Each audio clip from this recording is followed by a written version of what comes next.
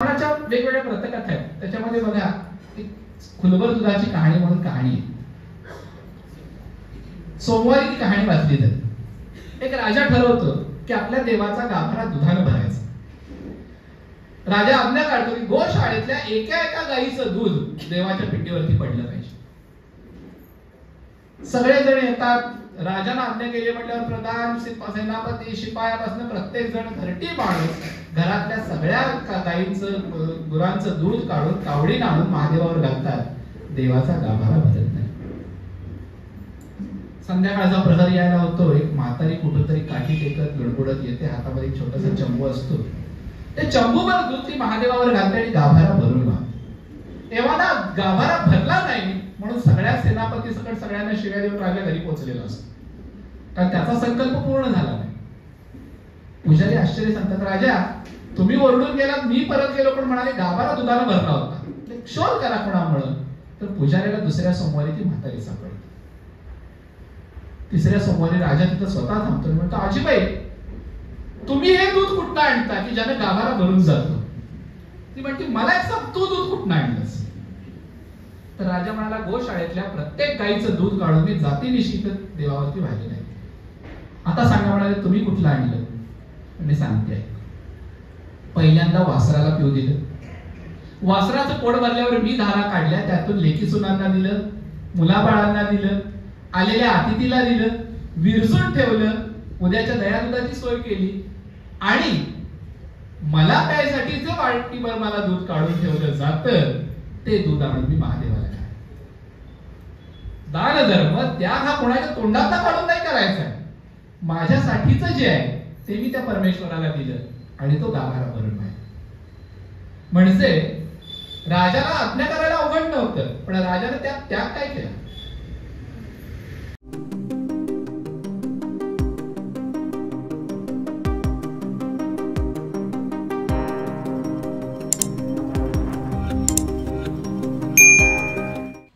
शनिवारी 10 ऑगस्ट रोजी भालचंद्र चिकोडे ग्रंथालय येथे संवाद नवा अनुभवांशी या कार्यक्रमामध्ये मूर्तिशास्त्र अभ्यासक ॲडव्होकेट प्रसन्न मालेकर सर यांनी मूर्तिशास्त्राविषयी खूप सुंदर माहिती दिली. आणि खरंच या ग्रंथालयाचं मला विशेष कौतुक वाटलं, कारण इथे येणाऱ्या प्रत्येक वक्त्याचं स्वागत, कौतुक हे पुस्तक देऊन केलं जातं. खूप सुंदर कार्यक्रम झाला. व्हिडिओ शेवटपर्यंत बघा, तुम्हाला नक्की आवडेल. वकील आहे, संस्थापक सदस्य श्री नारायणी प्रतिष्ठान कोल्हापूर, सदस्य नमामि पंचगंगे प्रतिष्ठान, विधी सल्लागार भारतीय इतिहास संकलन समिती कोल्हापूर.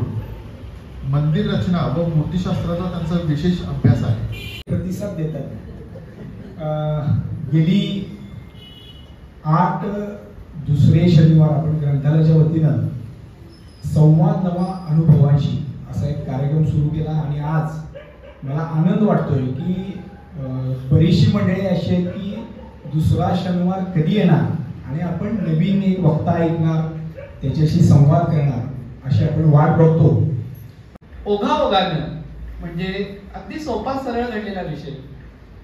करवीर निवासिनी श्री महालक्ष्मी अर्थात आई अंबाबाईच्या नवरात्र महोत्सवाचं जे नवरात्र महोत्सवाची जी रोजची पालखी असते त्याचं प्रक्षेपण आपल्या चॅनलवरून गेली कित्येक वर्ष होत असते. मी नुकताच 10वी पास झालो होतो.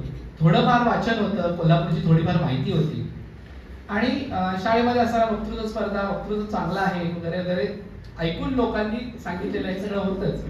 आणि कुठेतरी एक अपेक्षा होती की आपण जे करतो तर ही सेवा जगदंबाचरणी कुठेतरी रुजू व्हावी. आणि मला अजूनही तो दिवस आठवतो ललिता पंचमीचा. मी सहज आपल्या चॅनलमध्ये गेलो. चॅनलमध्ये मला सांगितलं की आमच्या इकडे इथून काही होत नाही, तू देवळात जा. देवळामधल्या दोघांचं, देवदत्त तांबले आणि अजित देसाई दोघांची नावं सांगितली, त्यांचे नंबर दिले. त्यांना फोन केला. लँडलाईनचे फोन होते, त्यावेळेला आवाजही कुठला नव्हता. त्यामुळे त्यांना वाटलं कोणीतरी महिला निवेदक असतील आणि त्यांना बोलायचं आणि ते येतील. ठीक आहे, तुम्ही या संध्याकाळी बघूया. मला बघितल्यानंतर त्यांनी सांगितलं की थांब 10 मिनिटं थांब, की आमचे एक सर येतात ते मग ठरवतील. आणि उमाकांत राणीकर सर पहिल्यापासून तिथं निवेदन करत होते. सर आले. नेमका तो दिवस ललिता पंचमीचा होता. ब्रह्मलीच्या संपूर्ण अवतार कथेबद्दल आणि आश्विन पंचमीच्या पुष्पांडवेदन पोळा पडलेल्या सोहळ्याबद्दल बोलायला ती संधी मिळाली. आणि तो एक क्षण जो होता तो आयुष्याला कलांटी देणारा ठरला.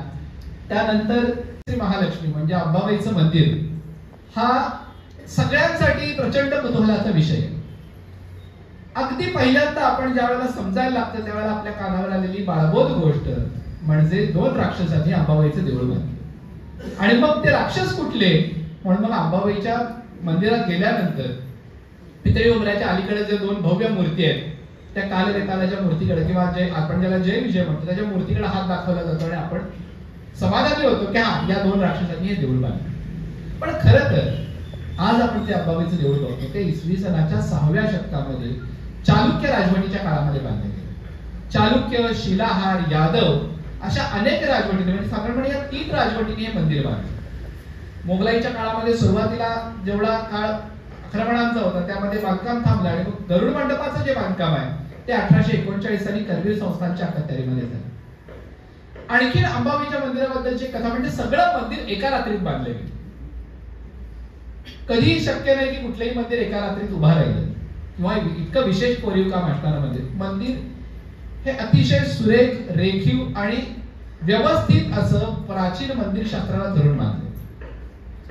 आज अंबाबाईची मूर्ती ज्या गाभाऱ्यात आहे त्या गाभाऱ्यापासून पितळी उंबऱ्यापर्यंतचं मंदिर बांधायला किंवा त्याच्या पुढचा मंडप बांधायला साधारणपणे 2-250 वर्षांचा काळ गेला. या सगळ्याला एका रात्रीत बांधलं गेलं. मग ही गोष्ट खोटी आहे का? तर आपल्या सगळ्या कथा या रूपकात्मक असतात. एखादा प्रसंग, एखादी गोष्ट आपल्याला माहित नसते आणि ती ज्यावेळेला माहिती होते त्यावेळेला आपण म्हणतो की आज उजेडात आलं. म्हणजे घडलेली गोष्ट अंधारात घडत होती का? नाही, ती आपल्या समोरच घडत होती, फक्त आपली नजर त्याच्यावरती गेली नव्हती. म्हणजे आपल्या पुरती ती अंधारात होती. तसं या मंदिराचं निर्माण होईपर्यंत आदिशक्तीचे शक्तीपीठ लोकांच्या नजरेसमोर नव्हतं आणि ज्या वेळेला या वास्तूची उभारणी झाली त्यावेळेला ते लोकांना माहित झालं म्हणून हे लोकांच्या उजेडात. याचा अर्थ पूर्वी अंबाबाईचं स्थान नव्हतं असं नाही. पुराण प्रसिद्ध असं जगदंबेचं स्थान आहे. प्रत्येक राजाने राजवटीनं त्याचा जीर्णोद्धार करत नेला आणि आजचं हे स्वरूप आज आपल्याला बघायला. वास्तुशास्त्र असा ज्या वेळेला विषय येतो त्यावेळेला मला बोलताना थोडीशी धास्ती वाटते. कारण आज आपण जर बघितलं तर आपण फ्लॅट घेणार 500-500, 550 स्क्वेअर फीटाचे आणि त्याचं वास्तुशास्त्र करायला आपण वास्तुशास्त्रज्ञ बोलवतो 1,000-5,000 रुपये फी देऊ. ते आपल्याला सांगतात की प्राचीन वास्तुशास्त्रामध्ये असं लिहून ठेवलंय. मला एक कळत नाही, फ्लॅट सिस्टीम ही संकल्पनाच या 60-70 वर्षातली. वास्तुशास्त्र ज्या वेळेला रचलं गेलं ती शास्त्र किमान नाही म्हणलं तर 2-2.5 हजार वर्षापूर्वीची. मग ते वास्तुशास्त्र आत्ताच्या यंत्रणेला कसं सोपं पडेल? तर सगळ्यात महत्वाचं म्हणजे वास्तुशास्त्र काय आहे याच्याबद्दल एक सोपं सांग. आपल्याकडं आपण 8 दिशा मानतो. दृश्य दिशा आपल्या 8 आहेत. पूर्व, पश्चिम, दक्षिण, उत्तर या मुख्य दिशा आणि विदिशा म्हणजे आग्नेय, ईशान्य, नैऋत्य, वायव्य. या प्रत्येक दिशेला तिचा स्वामी आहे. पूर्वेला इंद्र आहे, आग्नेयेला अग्नी आहे, दक्षिणेला यम आहे, नैऋत्येला निरुती नावाचा राक्षस आहे, पश्चिमेला वरुण आहे म्हणजे तो पाण्याची देवता आहे, वायव्येला वायू, उत्तरेला कुबेर आणि ईशान्येला महादेव म्हणजे ईशान. आता वास्तुशास्त्राची संकल्पना काय? तर जे काही कराल, जे काही तुम्ही ठेवाल घरामध्ये किंवा या वास्तूच्या रचनेमध्ये तर त्या दिशेच्या अधिपतीच्या स्वभावाच्या विरुद्ध तिथं काही ठेवायचं नाही. हा एक त्यातला साधा सोपा ठोकताळा. म्हणजे आग्नेय दिशेला जर तुम्ही पाण्याची टाकी किंवा पाण्याचा स्रोत ठेवला तर आग्नेयचा स्वामी कोण? अग्नी. त्याच्या इथे जर पाणी ठेवलं तर ते निष्प्रभ झालं. नैऋत्याचा स्वामी राक्षस आहे, तिथं जर देवघर केलं तर ते निष्प्रभ झालं. वायव्येला जर तुम्ही जड वस्तू ठेवल्या तर वायू आणि ते म्हणजे थोडक्यात त्याला आपण इंग्रजीमध्ये इक्विलिब्रियम म्हणू, ते समसमान होण्यानं त्या दिशेचा प्रभाव नाहीसा होतो. हे त्याचं साधं सोपं सूत्र. आणि मग या सूत्रावरती आता जे वास्तुशास्त्रकारांनी बरेचसे ठोकताळे त्याच्यावरती गुंफत नेले, वाढवत नेले. पण माझं म्हणणं इतकंच आहे की त्याचा बाऊ करण्याऐवजी घर किंवा वास्तू आपण उभारतो ती समाधानासाठी, आनंदासाठी.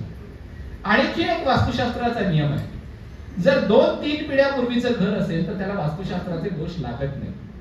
त्याचं कारण असं आहे, ज्या तुमच्या पूर्वजांनी ती वास्तू उभारली त्यांचे आशीर्वाद तुमच्यावरती अखंड असतात.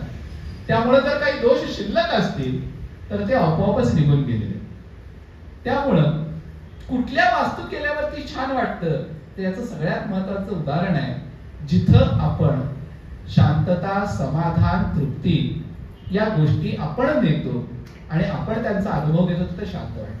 आणि मंदिरामध्ये बघा, आपण ज्या ज्या वेळेला मंदिरांमध्ये जातो आपण सगळे विकार आपल्या बाजूला काढून ठेवलेले असतात.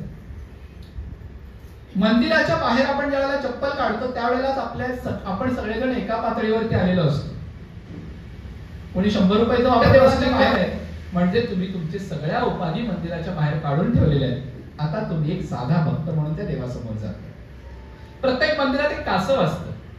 ते कासव काय सांगतं तर जसे षडरिपू, कासवाची जी 6 अंग आहेत, एक तोंड, शेपूट आणि 4 पाय, तसे सगळे तुमचे रिपू त्याचा संकोच करून घ्या आणि गोळा म्हणून त्या परमेश्वरापुढे उभे राहा आणि मग त्याच्या कृपेचा अनुभव घ्या. आणि तो आपण घेतो.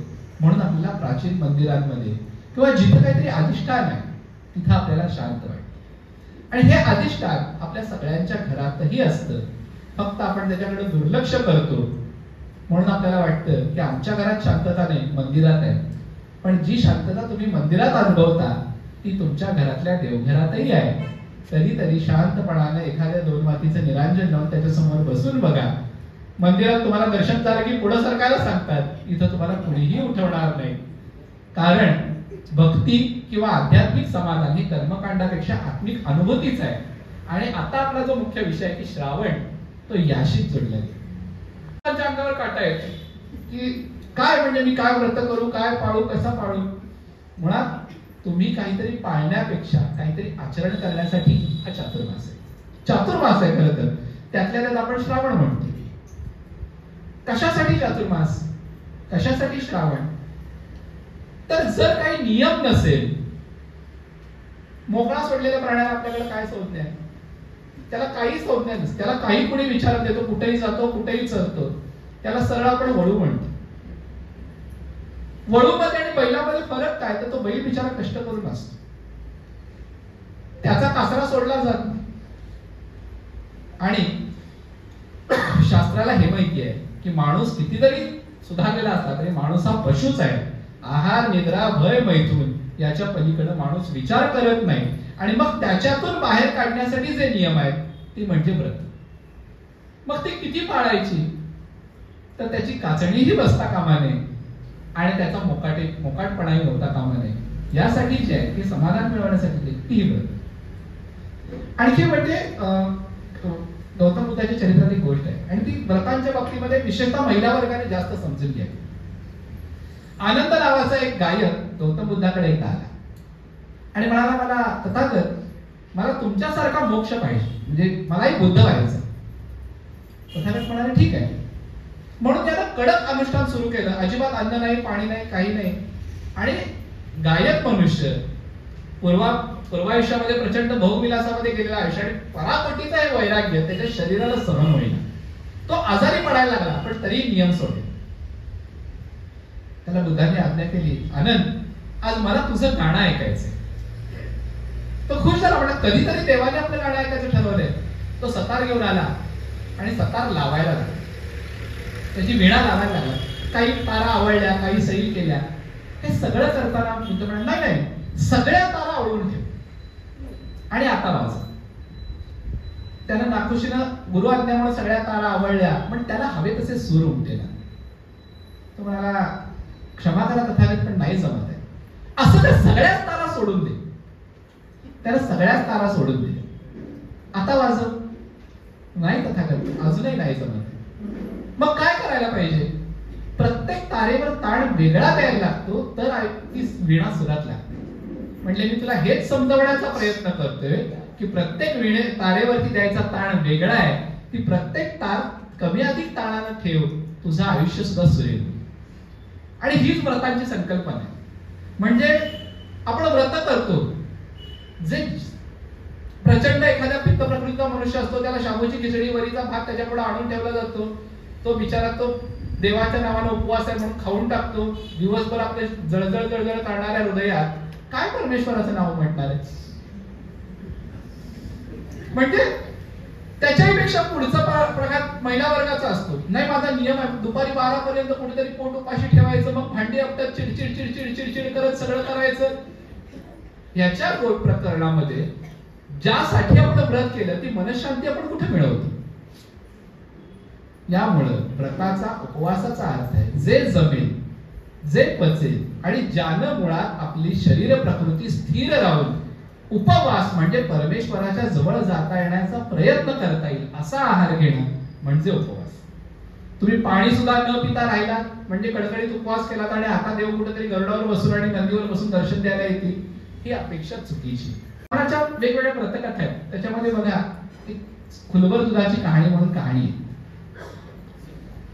सोमवारी ती कहाणी वाचली जाते. एक राजा ठरवतो की आपल्या देवाचा गाभारा दुधानं भरायचा. राजा आज्ञा काढतो की गोशाळेतल्या एका एका गाईचं दूध देवाच्या पिंडीवरती पडलं पाहिजे. सगळेजण येतात. राजाने आज्ञा केली म्हटल्यावर प्रधान, सेनापती, शिपायापासून प्रत्येक जण घरटी माणूस घरातल्या सगळ्या गाईंचं गुरांचं दूध काढून कावडीन आणून महादेवावर घालतात. देवाचा गाभारा भरत नाही.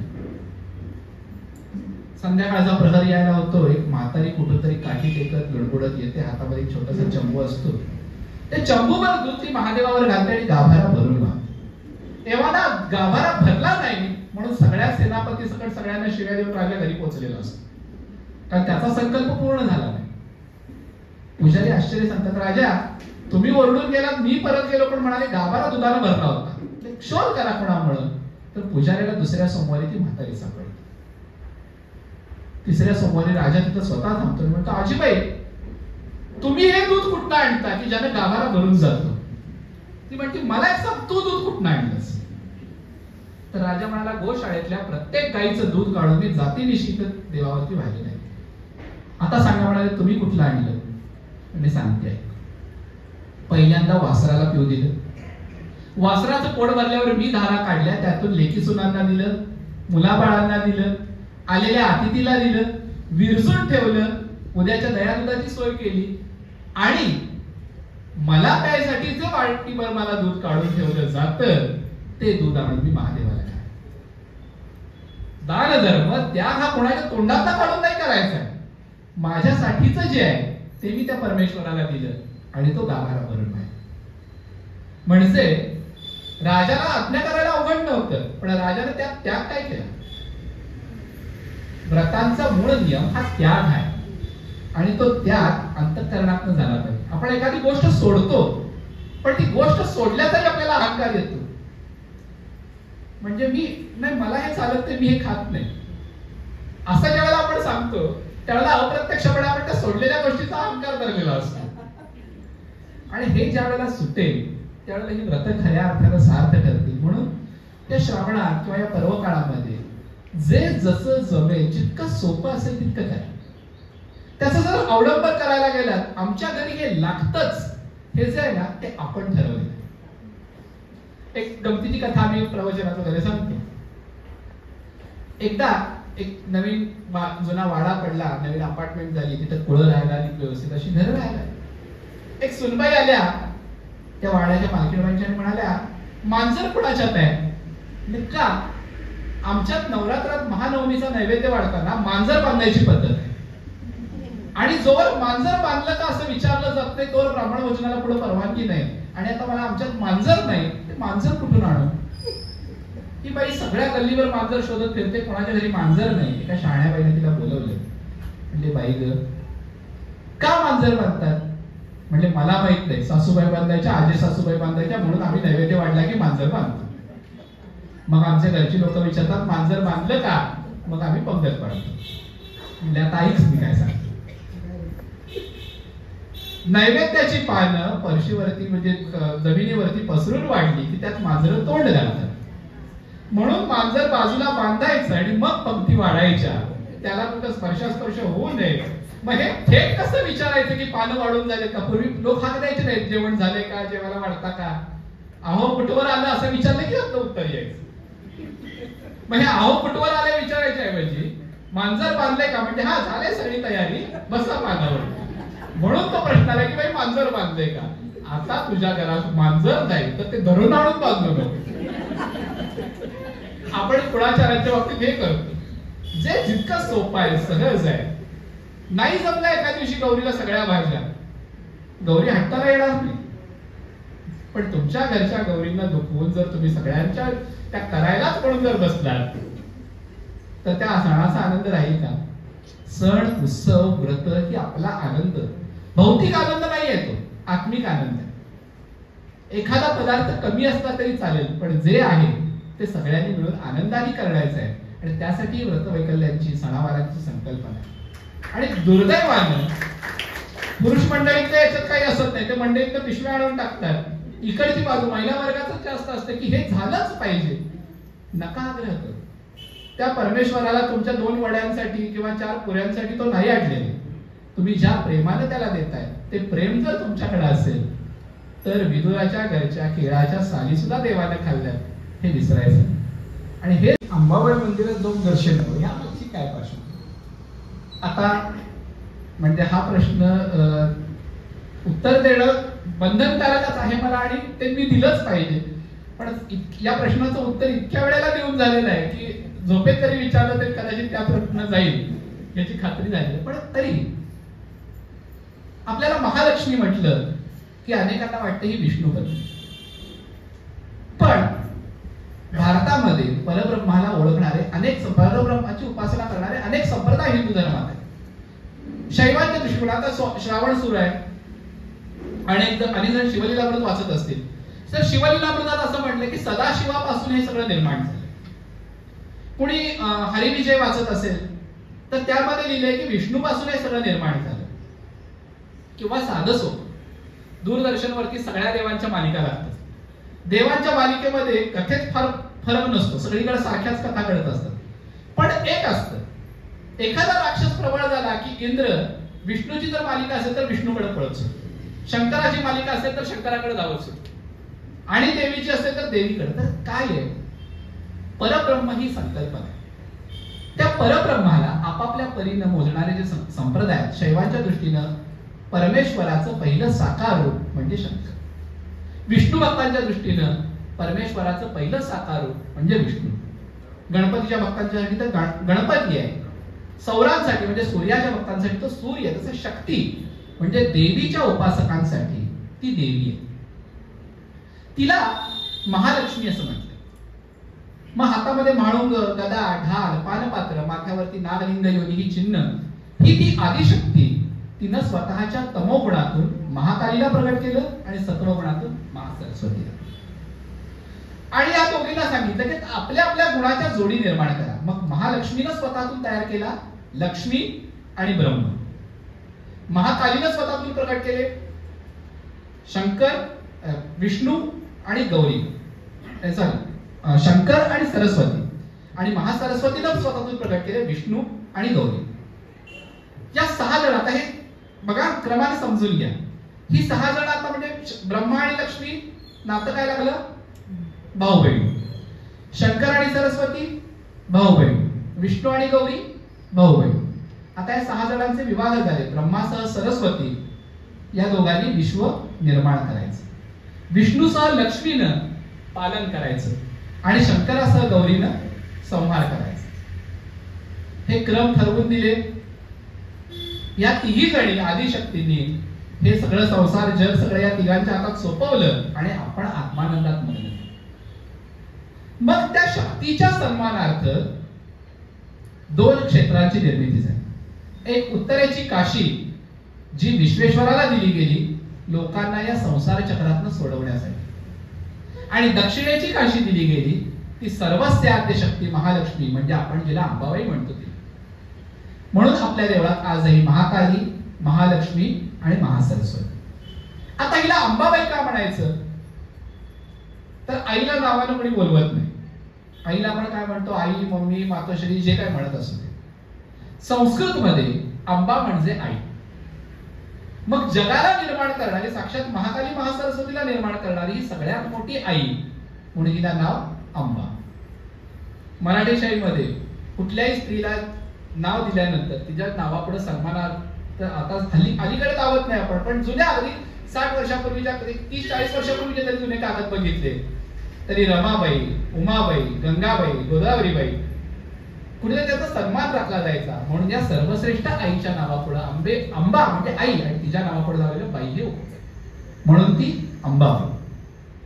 आतापर्यंत इथं आलो की महालक्ष्मी आणि अंबाबाई या दोन देव करवीरात आणि 10 वर्ष त्यांनी करवीर क्षेत्री तप केले. त्यावेळेला ना महालक्ष्मीनं दर्शन दिलं ना लक्ष्मीनं दर्शन दिलं. शेवटी महासरस्वतीनं आकाशवाणीनं सांगितलं की तुम्ही सुवर्णमुखी नदीच्या तीरावर जा, तिथं स्वतःच तीर्थ निर्माण करा आणि तिथं तुम्हाला तुमची लक्ष्मी भेटेल. म्हणून विष्णू इथून गेले दक्षिणेला आणि मग त्यांनी जे निर्माण केलेलं क्षेत्र आहे ते म्हणजे तिरुपती. तिरु म्हणजे श्री, श्री म्हणजे लक्ष्मी आणि त्या श्रीचा पती म्हणजे तिरुपती. त्यांनी तिथं तप केलं आणि त्यांना लक्ष्मीचं दर्शन झालं. म्हणून आजही भगवान व्यंकटेशाच्या छातीवरती व्यूहलक्ष्मी रूपाने लक्ष्मी विराजमान आहे. आणि म्हणून व्यंकटेशाच्या इच्छेची पूर्ती सुद्धा जिथं झाली. आज बरेच जण तिरुपतीला जातात ते स्वतः असोनी जगदीशा आम्हा फिरविसी दाई दिशा असं व्यंकटेशाला म्हणतातच. म्हणजे तू श्रीमंत आहेस, आम्हाला मात्र दाई दिशा फिरवतोस म्हणून मागायलाच आपण त्या व्यंकटेशाकडे जातो. पण त्याच्याही पेक्षा त्याच्याकडूनही जर काही द्यायचं राहिलं असेल तर तिथं मिळावं म्हणून या करवीर यात्रेची सांगता करण्यासाठी लोक व्यंकटेशाच्या दर्शनानंतर करवीर क्षेत्री येतात. कोल्हापूरचं ग्रामदैवत म्हणजे कपिलेश्वर. जन्मल्यापासून आपण त्याच्या समोरनं कांदे बटाटे गोळा करतो पण त्या ग्रामदैवताला कधी आपण नमस्कार करतो. आणि दुर्दैव असं आहे की या ग्रामदैवताची सुद्धा नगर प्रदक्षिणा असते. पण अंबाबाईच्या नगर प्रदक्षिणेला लाखो रुपयाचे मोबाईल घेऊन आपण जातो नमस्कारासाठी असं मी मुद्दामून म्हणत नाही. कारण देवीच्या दर्शनापेक्षा आपल्याला त्या स्क्रीन मध्ये असलेल्या टिपण्यामध्ये हल्ली सगळ्यांना रस असतो. पण कपिलेश्वराच्या नगर प्रदक्षिणेला मोजून 200 ते 250 माणसं असतात. ती कधी असते तर महाशिवरात्री नंतरच्या दुसऱ्या दिवशी प्रतिपदेला, फाल्गुन शुद्ध प्रतिपदेला कपिलेश्वराची नगर प्रदक्षिणा असते. कपिलतीर्थ मंडईतून बाहेर पडून पूर्ण भवानी मंडपातून बाहेरून वांगी बोळातनं पुन्हा कपिल तीर्थात अशी कपिलेश्वराची नगर प्रदक्षिणा असते. आणि त्या कपिलेश्वराबरोबर घाटी दरवाजाचा विश्वेश्वर सुद्धा ही प्रदक्षिणा पूर्ण करतो. त्यामुळं कोल्हापूरचं ग्रामदैवत हे कपिल मुनी